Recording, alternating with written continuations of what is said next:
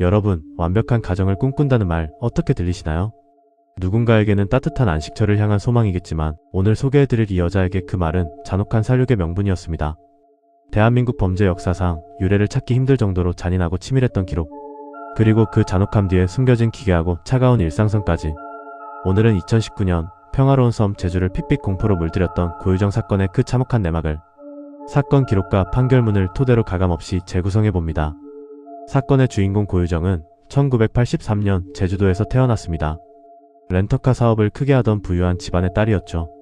남부러울 것 없이 자란 그녀는 제주대학교에서 생물학을 전공하며 남편 강씨를 만납니다. 두 사람은 이른바 캠퍼스 커플로 5년의 열애 끝에 2013년 결혼에 골인했습니다.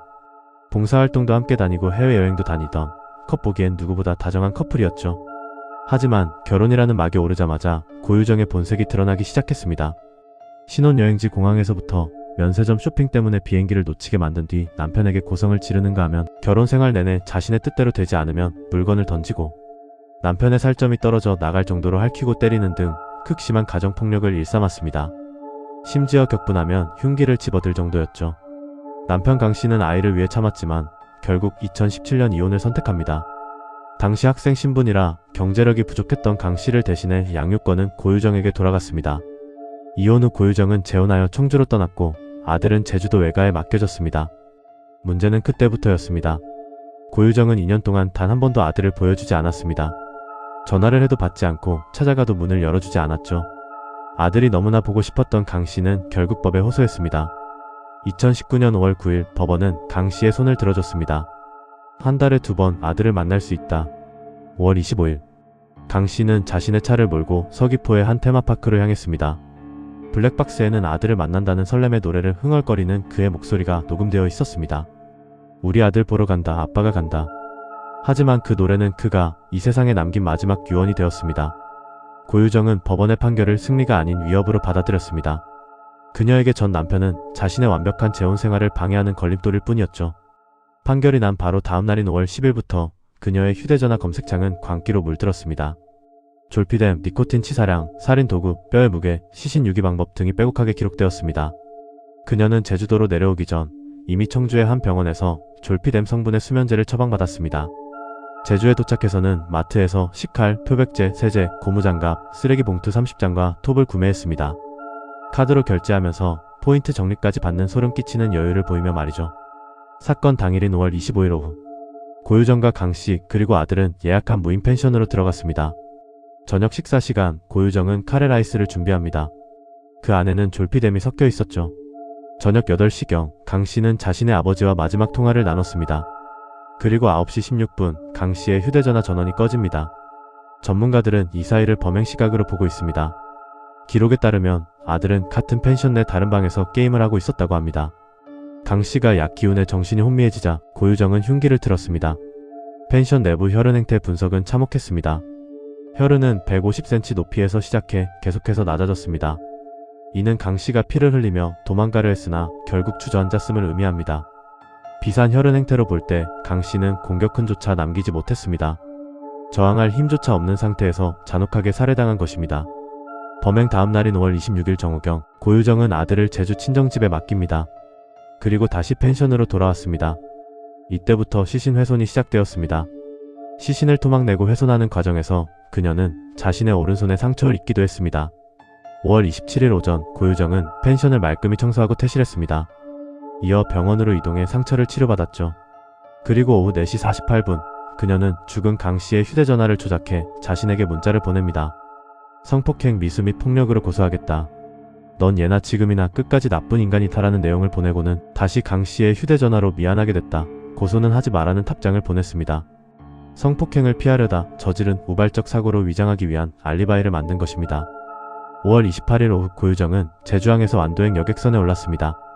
밤 9시 30분경 CCTV 속 고유정은 캅판 위에서 주변을 살피더니 검은 봉지들을 바다로 던지기 시작했습니다. 그 시간은 단 7분.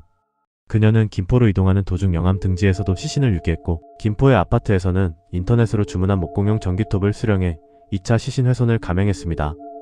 5월 31일 새벽 그녀는 남은 시신들을 아파트 쓰레기 분리수거장에 유기한 뒤 청주의 자택으로 돌아갔습니다. 6월 1일 고유정은 청주 자택에서 쓰레기를 버리러 나오다 긴급 체포되었습니다.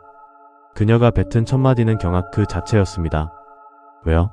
제가 다 안 했는데.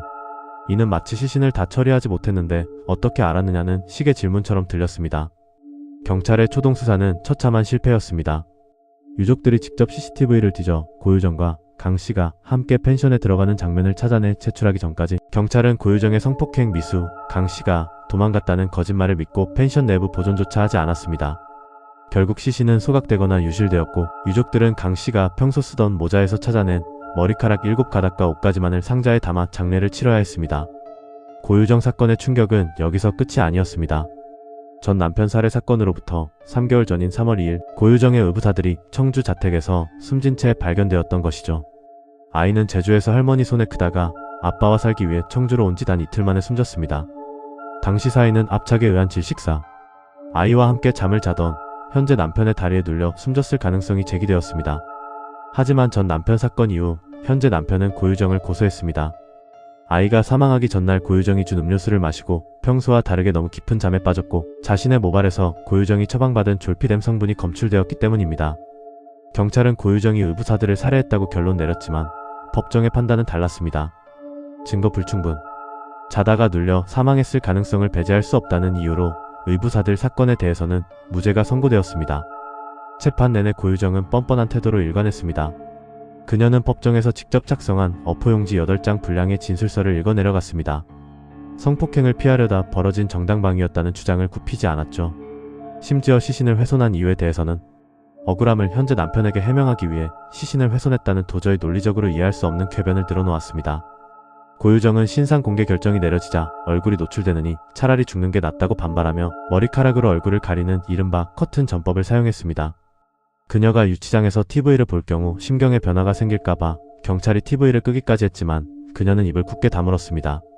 검찰은 인간의 탈을 쓰고 어찌 이토록 잔혹할 수 있느냐며 사형을 구형했습니다. 하지만 대법원은 전 남편 살해, 사체 손괴 및 은닉 혐의에 대해 무기징역을 확정했습니다. 의붓아들 살해 혐의는 끝내 무죄로 남았습니다. 여러분, 이 사건은 단순히 한 여자의 일탈이 아니었습니다. 부모 따돌림이라는 이혼 가정의 어두운 단면과 법의 맹점을 이용해 한 사람의 존재를 세상에서 완전히 지우려 했던 치밀한 악의의 산물이었습니다. 고유정은 현재 청주여자교도소에서 수감 생활을 하고 있습니다. 들리는 바에 의하면 그녀는 교도소 안에서도 식사도 잘하고 재소자들과 원만하게 지내고 있다고 합니다. 전문가들은 무기징역이라 할지라도 20년 뒤 가석방의 기회가 주어질 수 있다는 점을 우려합니다. 끔찍한 범죄를 저지르고도 평온한 일상을 되찾을 기회를 엿보고 있는 셈이죠. 살아남은 자들의 고통은 여전합니다. 아빠를 잃은 아이와 아들의 시신조차 한 줌 수습하지 못한 채 영정사진 앞에 물을 떠놓고 우는 노부모. 그리고 시신 없는 장례식. 커튼처럼 늘어뜨린 머리카락 뒤로 자신의 얼굴을 필사적으로 감추려 했던 여자. 자신의 아들과 가족만은 소중하다며 울먹였던 그녀가 정작 남의 가족을 난도질할 때는 어떤 마음이었을까요? 고유정, 그녀가 그토록 갈망했던 완벽한 가정의 꿈은 타인의 목숨을 짓밟고 세워진 사상 누각이었습니다. 오늘 밤 여러분의 등 뒤에서 누군가 차가운 눈동자로 당신의 완벽함을 시기하고 있지는 않은지. 톡톡 끄나리우 오늘은 여기까지입니다.